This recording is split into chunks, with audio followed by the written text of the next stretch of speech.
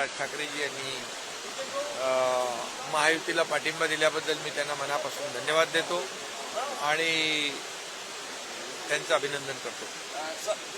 राज ठाकरे आल्यामुळे कुठे जागा काही सोडणार का त्यांच्याकरता? जरी त्यांनी 3 शर्त दिल्या त्याच्याबाबत काही चर्चा नाही, त्यांनी कुठली अट कुठली शर्त ठेवली नाही. मोदीजी देशाचा विकास करतायत आणि मोदीजींच्या नेतृत्वासाठी त्यांनी पाठिंबा दिलेला आहे. सर, विधानसभेसाठी तयारी करा अशा प्रकारचा आदेश सुद्धा मनसे सैनिकांना राज ठाकरेंनी दिलेला. बरोबर, त्यांचाही पक्ष आहे, त्यामुळे प्रत्येक पक्षाला निवडणुका लढवण्याचा अधिकार आहे. आता पहिल्या लोकसभा तर होऊ द्या, लोकसभा झाल्यानंतर विधानसभेचं बोलू. आता पहिले लोकसभा आटपू द्या, त्यानंतर आपण विधानसभेवर बोलू. समाधानकारक टीका केलेली आहे की चायनीज सेनापासून असे शब्द त्यांनी वापरलेले आहे. कुणावर? तुमच्या सेनेला त्यांनी चायनीज सेना असं म्हटलं. अच्छा, त्यांची कुठली आहे? उठा बसा. अरे, ही शिवसेना बाळासाहेबांची आहे, बाळासाहेबांच्या विचारांची शिवसेना आहे, काँग्रेस प्रणित शिवसेना नाही.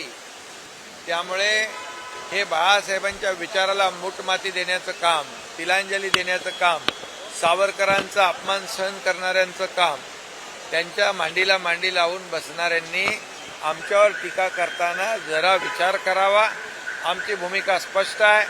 तुम्ही मित्रपक्षाच्या पाठीत खंजीर खुपसून या सत्तेच्या खुर्चीसाठी, स्वार्थासाठी, मुख्यमंत्री पदासाठी बाळासाहेबांचे विचार तुम्ही विकले, सोडले आणि धनुष्यबाण गहाण ठेवला आणि शिवसेना वाचवण्यासाठी, शिवसैनिकांचं खच्चीकरण थांबवण्यासाठी आम्ही ही भूमिका घेतली आहे बाळासाहेबांच्या विचारांची.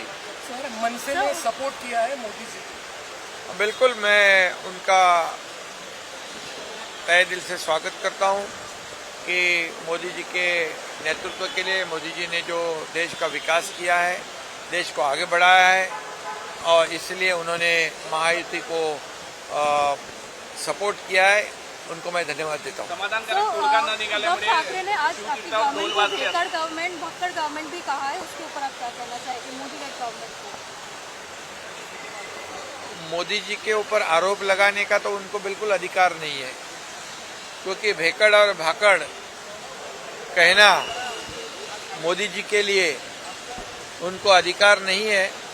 क्योंकि जब कोविड था तो घर में बैठकर मोदी जी यहाँ पर तो देश को ही नहीं, दुनिया के लोग उनके पास मदद मांग रहे थे, वैक्सीन की मदद मांग रहे थे, पीपी किट की मदद मांग रहे थे, अब कई दवाइयों की मदद मांग रहे थे और पूरे देश को नहीं, दुनिया को मोदी जी ने कोविड में मदद पहुंचाई.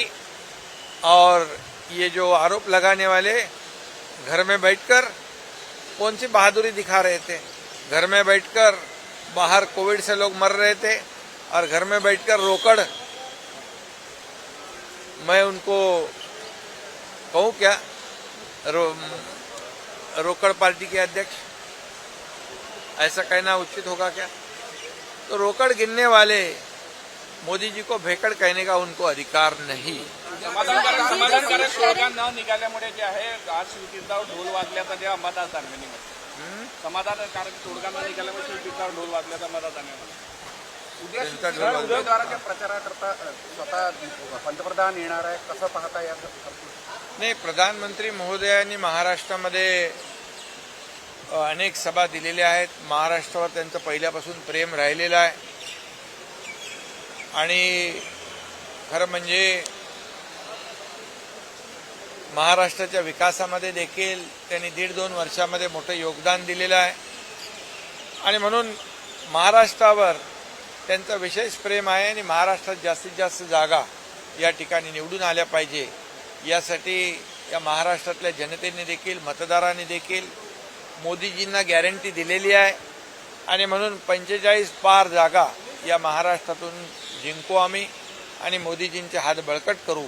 त्यासाठी त्यांचं आम्ही महाराष्ट्रात स्वागत करतो. एनडीए का सीट शेयरिंग फाइनलाइज हो चुका है, महायुति का कब तक हो सकता है? महायुति का भी जल्द से जल्द हो जाएगा. राज ठाकरे आता म्हणाले सीएम साहेब राज ठाकरे असंही म्हणाले, मुख्यमंत्री उपमुख्यमंत्री मला नेहमी भेटायला यायचे, आपण एकत्र आलं पाहिजे असं म्हणायचे, मात्र का एकत्र आलं पाहिजे हे सांगायचे नाही. त्यामुळे माझा स्वतःचा पक्ष असल्यामुळे कोणाच्या हाताने काम करणार नाही असं ते सांगायचे. नाही, त्यांनी पाठिंबा दिल्याबद्दल मी त्यांना धन्यवाद अगोदर दिलेत, पुन्हा त्यांना धन्यवाद देतो.